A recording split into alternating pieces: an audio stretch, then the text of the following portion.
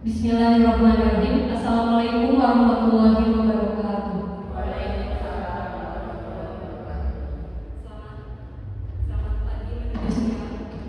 Bagi Bapak Ibu guru yang sudah hadir di dalam kegiatan diseminasi mengenai budaya positif calon guru penggerak dalam aksi nyata modul 1.4. Bagaimana kabarnya hari ini?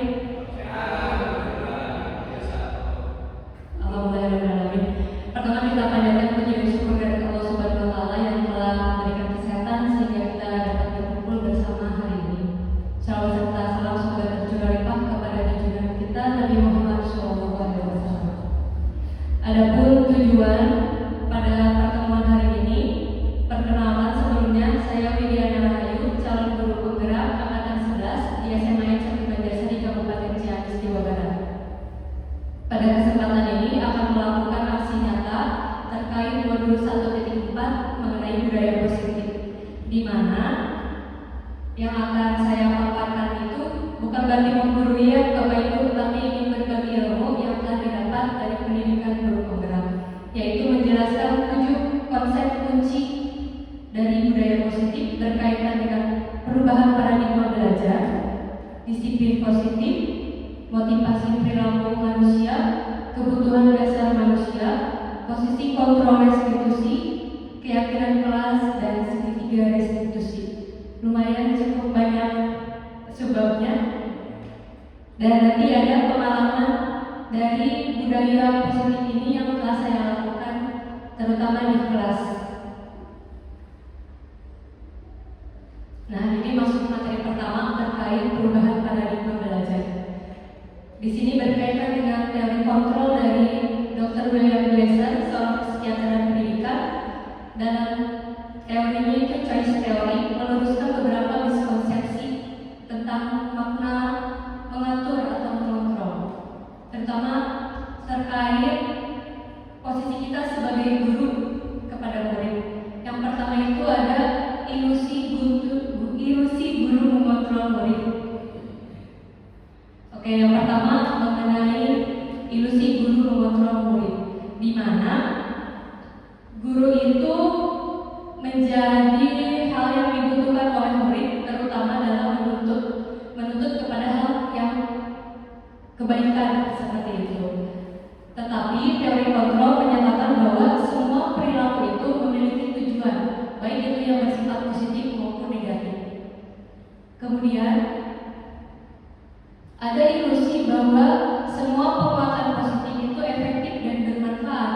Nyatanya, segala usaha untuk mempengaruhi murid itu agar mengulangi suatu perilaku tertentu adalah suatu usaha untuk mengontrol murid tersebut. Bisa saja murid itu ketika sudah kita bujuk untuk berperilaku yang baik, bisa aja suatu saat murid akan menolak bujukan kita, seperti itu. Jadi murid itu akan berperilaku tergantung pada bujukan gurunya, bukan karena kesadaran dirinya untuk berbuat baik. Kemudian yang ketiga, ilusi bahwa kritik dan membuat orang merasa bersalah dapat menguatkan karakter. Di sini kaitannya yaitu ketika murid melakukan suatu kesalahan, biasanya kita langsung menjudge gitu, bahwa kamu itu salah, sehingga yang terbentuk itu adalah murid merasa gagal dan mengidentifikasikan dirinya itu sebagai orang yang gagal, seperti itu. Biasanya guru menggunakan kata-kata halus untuk membujuk supaya murid itu menjadi berperilaku yang baik, tetapi ternyata ada efek yang lain seperti itu. Kemudian yang keempat, ilusi bahwa orang dewasa memiliki hak untuk memaksa, terutama posisi kita sebagai orang dewasa, guru bagi murid kita. Orang dewasa akan menyadari bahwa perilaku memaksa itu tidak akan efektif untuk jangka waktu yang panjang, dan dari hubungan untuk memaksa itu imbasnya adalah bisa terjadi permusuhan yang akan terbentuk. Nah, ini adalah beberapa perubahan paradigma yang harus kita pahami, dan menurut teori kontrol ini harus ada perubahan, bahwa di mana dari stimulus dan respon bisa berubah kepada feeling control. Beberapa di antaranya seperti realitas kebutuhan kita itu sama. Kita kadang berpikir seperti itu. Pada kenyataannya realitas kebutuhan tiap orang itu berbeda. Kemudian semua orang melihat hal yang sama, padahal setiap orang memiliki gambaran yang berbeda. Ada motivasi seseorang berperilaku yang menurut kita itu tidak baik, padahal menurut dia ada kebaikan yang ingin orang lain ketahui. Seperti itu. Bisa dibaca sampai bagian terakhir.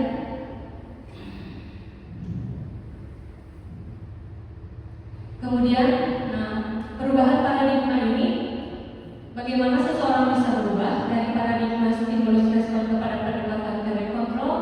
Menurut Stephen mengatakan bahwa bila kita ingin membuat kemajuan perlahan sedikit-sedikit, ubahlah sikap atau perilaku Anda. Namun bila kita ingin memperbaiki cara-cara utama kita, maka kita perlu mengubah kerangka acuan kita. Ubahlah bagaimana Anda melihat dunia, bagaimana Anda berpikir tentang manusia yang berbeda-beda kebutuhannya. Ubahlah paradigma Anda dan skema pemahaman mengenai aspek-aspek tertentu tentang realitas. Jadi tidak bisa menyamakan ukuran sepatu kita dengan ukuran sepatu orang lain. Begitu juga penerapannya kepada orang. Nah, ini untuk pembuka kepada materi kedua mengenai disiplin positif. Tentunya sekolah ini ingin menciptakan lingkungan yang positif. Betul tidak Ibu? Bapak? Nah, salah satu strategi yang perlu kita tinjau adalah penerapan disiplin itu. Apakah efektif? Apakah perlu ditinjau kembali? Apakah ada makna dari setiap disiplin yang diterapkan kepada murid ataupun guru? Berikut ada beberapa pemaparan dari segi teorinya, bahwa disiplin itu berasal dari bahasa Latin yang artinya belajar. Pada proses belajar ini, motivasi yang terbangun harus bersifat dari intrinsik seharusnya gitu, bukan dari ekstrinsik. Artinya murid itu ketika dibujuk harusnya bisa paham dan tidak harus selalu dibujuk terus supaya ingin berbuat kebaikan. Di mana disiplin diri ini dapat membuat seseorang menjadi menggali potensi menuju kepada sebuah tujuan, sesuatu yang dihargai dan bermakna, terutama nilai-nilai kebajikan yang ada di masyarakat. Kemudian mempelajari bagaimana cara kita mengontrol diri, bagaimana menguasai diri, memilih tindakan yang mengacu pada nilai-nilai yang kita hargai. Dan yang terakhir, bertanggung jawab terhadap apa yang dilakukan karena berdasarkan tindakan pada nilai-nilai kebajikan tersebut.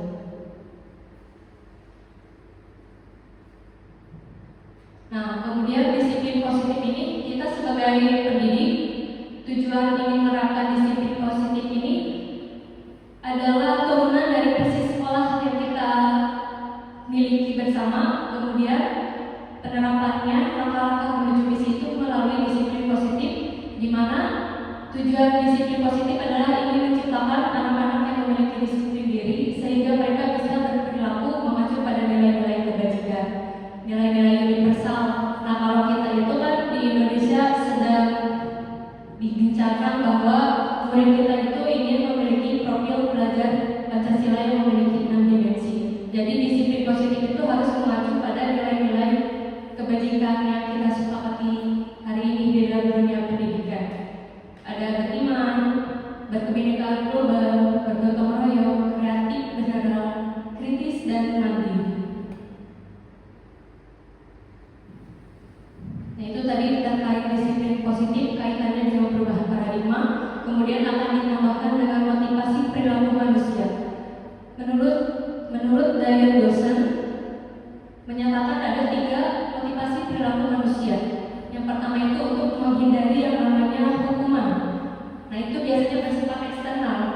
Kalau saya tidak melakukan ini atau itu, apakah ada dampaknya terhadap saya? Gitu. Jadi mereka berperilaku karena takut dengan pandangan orang lain. Yang kedua, ingin mendapatkan imbalan atau penghargaan dari orang lain. Ini juga masih bersifat eksternal.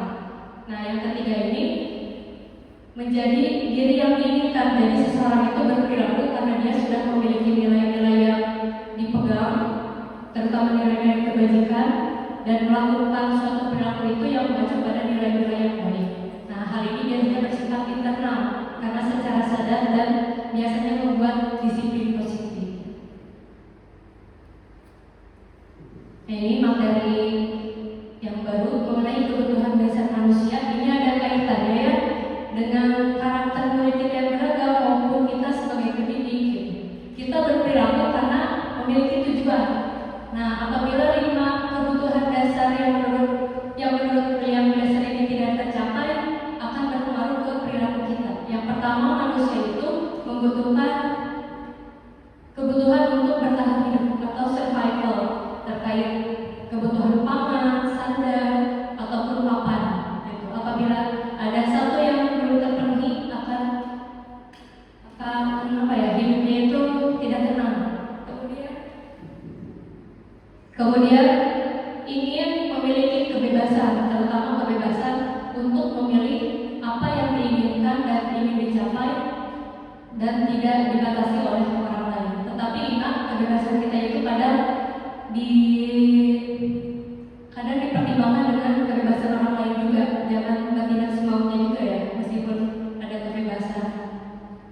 Nah, kemudian merasa diterima, love and belonging, artinya kebutuhan manusia itu untuk terikat dalam suatu komunitas. Ada istilah manusia tidak bisa hidup sendiri.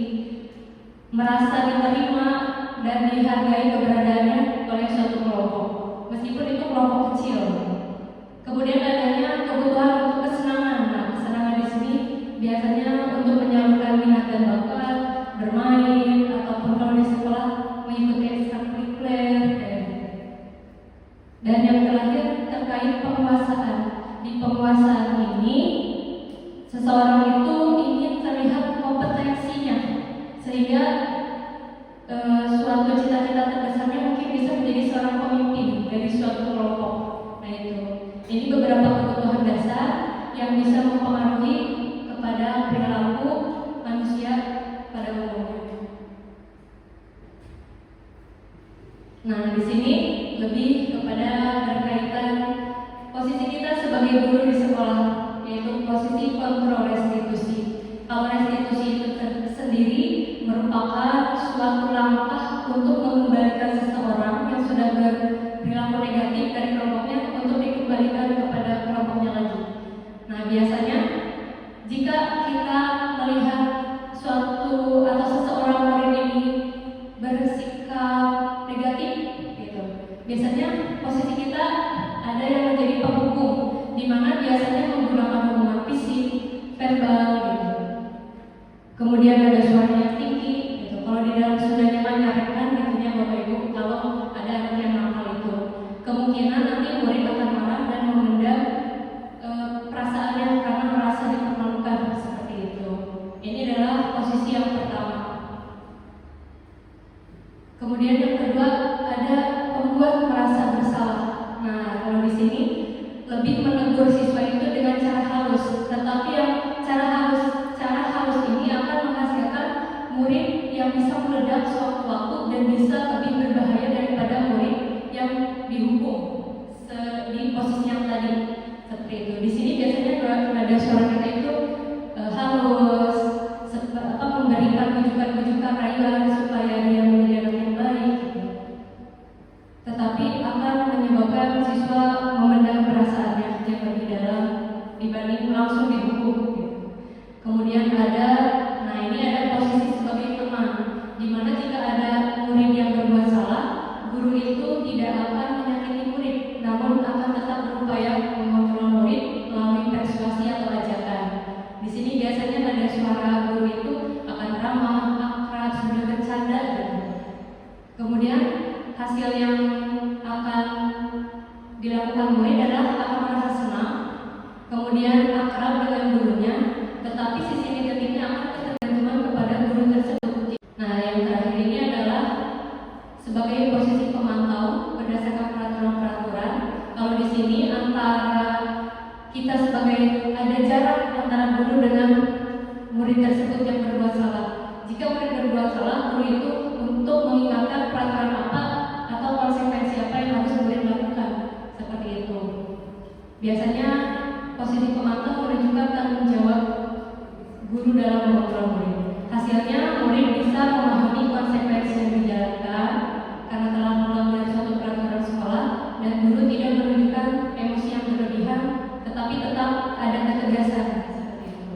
karena murid sendiri sudah paham dari konsekuensi perilaku pelanggaran yang dibuat.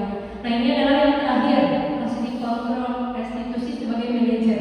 Diharapkan Bapak Guru termasuk saya mulai mengasah keterampilan sebagai manajer, di mana ketika murid berbuat salah, kita bisa berada di posisi antara teman dan pemantau. Gitu. Kita bisa mempersilahkan murid mempertanggungjawabkan perilakunya, mendukung murid menemukan solusinya atas permasalahannya sendiri. Nah, biasanya di sini guru itu tidak perlu marah-marah, sebaiknya tulus, tidak meninggikan suara. Kemudian kadang kita akan merasa sedih atau tampak sedih kepada murid yang telah berbuat kesalahan itu karena kecewa. Tapi di sini kita menginginkan solusi yang dihasilkan itu muncul dari murid, bukan dari kita ataupun dari peraturan sekolah. Ingin menyadarkan murid sesadar-sadarnya untuk tidak mengulangi perbuatannya melanggar peraturan sekolah. Ini ada tentang keyakinan kelas. Dua materi terakhir ya. Nah, nilai-nilai keyakinan kelas. Untuk menguatkan posisi-posisi tadi, ada yang disebut dengan keyakinan kelas, di mana keyakinan kelas ini berisikan nilai-nilai kebajikan seseorang untuk tergerak dan bersemangat dalam berperilaku, tidak hanya sekedar mengikuti peraturan, tapi dia secara sadar yang tadi yang akan menimbulkan disiplin positif. Di mana keyakinan kelas ini bersifat peraturan-peraturan yang dibuat dari komunitas kelas atau komunitas sekolah, kemudian berisi pernyataan-pernyataan universal, kemudian dibuat dalam bentuk positif, kemudian disadari bahwa semua warga yang terlibat dalam suatu kelompok tersebut harus memiliki nilai-nilai keyakinan kelas yang sudah disepakatinya. Ini nanti ada contohnya yang telah saya lakukan. Nah, ini contoh dari beberapa keyakinan kelas. Ini contoh dari literatur ya. Anak misalkan di kelas 1 setiap anggota perlu belajar karena ini sudah bersifat positif. Nah, jadi tidak perlu dirubah lagi. Jadi keyakinan kelas itu kalimatnya tidak boleh negatif, contohnya dilarang membuang sampah, tetapi buanglah sampah pada tempatnya. Kemudian di sini ada nilai hormat. Ini kan nilai-nilai kebajikan yang positif, bahwa kita sebagai individu harus hormat dalam berperilaku ataupun dalam misalkan pinjam-meminjam barang, jadi jangan seenaknya. Kemudian ada tentang nilai bekerja sama, kalau di dalam berkelompok itu harus sama-sama mengerjakan, tidak ada yang hanya ngebeng di kelas saja. Nah, coba ada yang bisa jangan berisik saat belajar. Kira-kira nilai apa yang terkandung di dalam keyakinan kelas ini?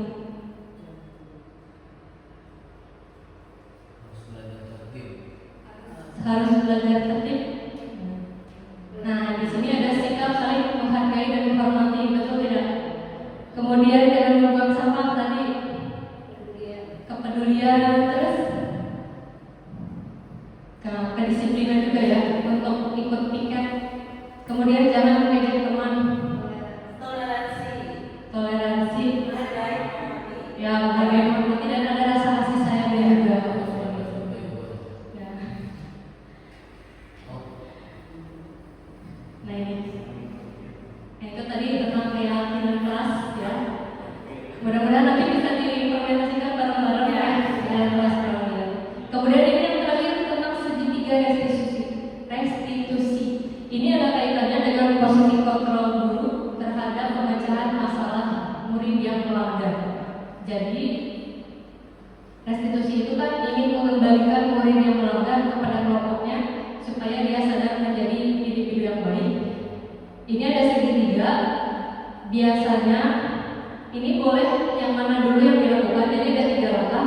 Yang pertama ada menstabilkan dulu identitas, di mana kita itu meyakinkan murid setiap orang pernah melakukan kesalahan. Jadi bukan berarti kita menguatkan murid untuk berbuat salah, tapi kita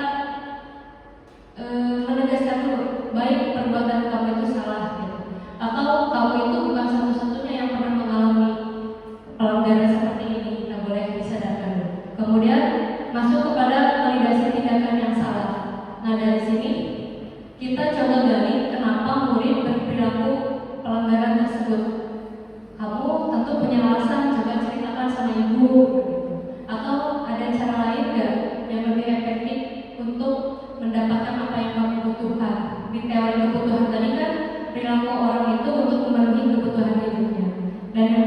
nanti kita bisa kira-kira keyakinan yang mana yang harus dikuatkan kembali. Kalau di kelasnya misalkan sudah dibentuk keyakinan seperti kedisiplinan harus piket, sedangkan anak itu melanggar piket. Nah, coba kita tanyakan lagi, kira-kira nilai apa yang mesti kamu perbaiki. Nah gitu. 3 langkah ini tidak harus ada yang terlebih dahulu, mana saja yang perlu dilakukan boleh untuk menggali permasalahan yang ada dan solusi yang bisa dirancang oleh siswa tersebut atau murid tersebut. Kita sebagai guru tidak memberikan ide ya, kita hanya memberikan atau memantik ide-ide apa saja yang bisa murid itu lakukan.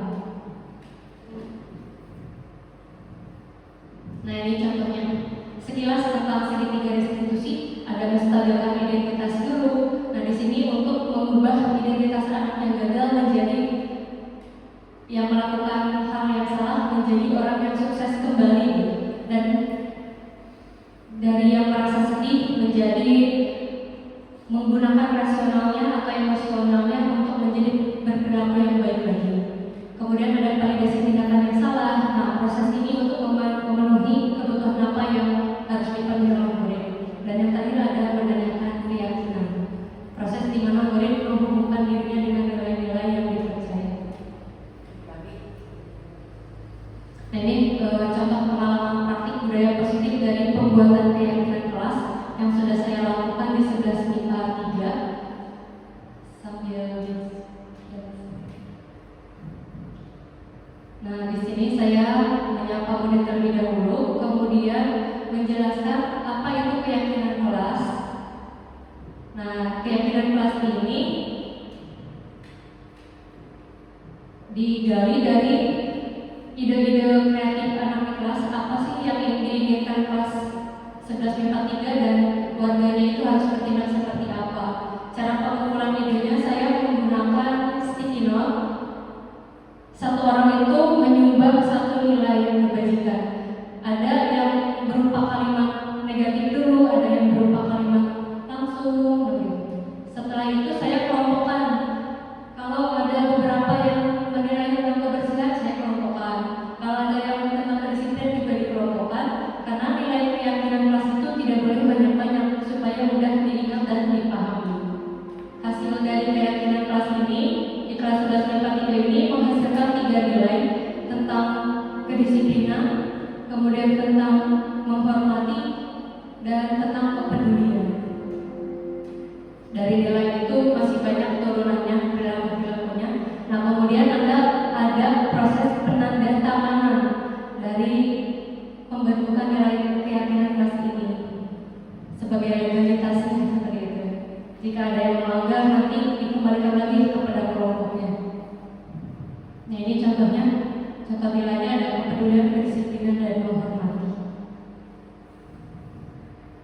Sekian Bapak Ibu yang dapat saya sampaikan terkait budaya positif yang dapat diterapkan di sekolah untuk membentuk lingkungan yang positif, di mana lingkungan sekolah ini ingin atau penerapan disiplin positif ini diharapkan dapat meningkatkan motivasi individu warga sekolah, kemudian membentuk karakter yang positif serta menciptakan lingkungan yang kondusif.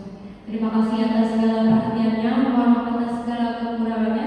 Dari Taufiq wal Hidayah. Wassalamualaikum warahmatullahi wabarakatuh.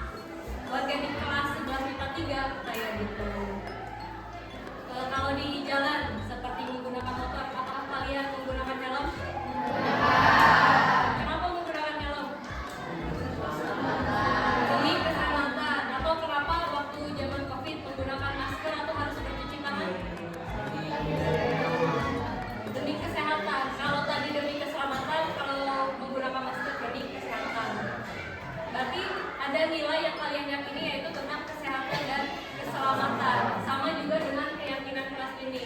Kalian harus sadar bahwa menjadi bagian dari 11 IPA 3 ini harus menjadi peserta didik yang baik kayak gitu. Biasanya keyakinan kelas ini berisi nilai-nilai yang baik, kemudian berasal dari diri kalian.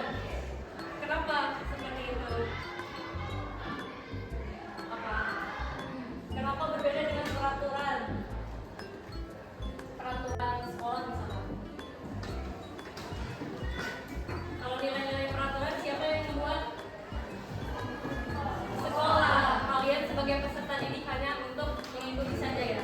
Tetapi berbeda dengan keyakinan kelas atau keyakinan sekolah, di mana nilai-nilai ini berisi dari pemikiran atau aspirasi kalian sebagai peserta didik, supaya di sekolah ini kalian bisa merasa nyaman, aman untuk belajar, dan yang pasti bisa bahagia gitu selama berada di SMA untuk belajar Sari. Keyakinan kelas tadi bersifat nilai-nilai yang baik yang berasal dari intrinsik. Ada motivasi intrinsik.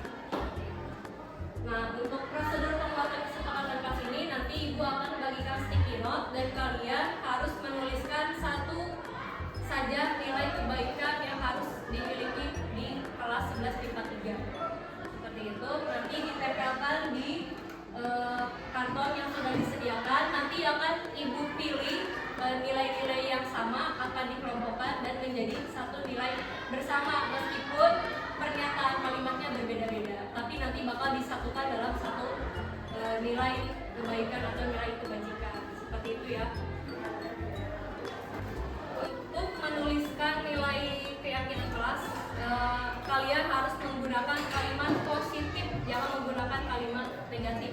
Atau jangan, misalkan, jangan membuang sampah sembarangan, tapi gunakan positifnya apa? Buanglah sampah pada tempatnya. Jangan mengambil barang dari orang lain, tapi meminjam atau meminta teman sebelum menggunakan barang milik orang lain, seperti itu ya, boleh. Nah, ini Ibu bagikan sticky note.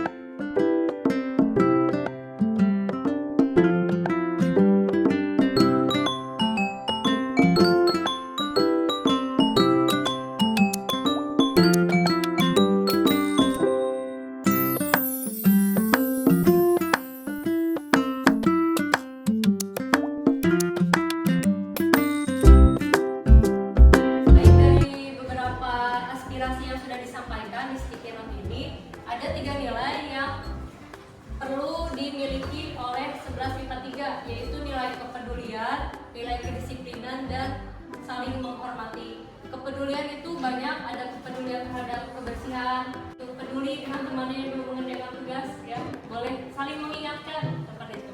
Kemudian nilai kedisiplinan, datang tepat waktu, kemudian rajin membayar uang kas, karena itu juga untuk kesejahteraan kelas ini.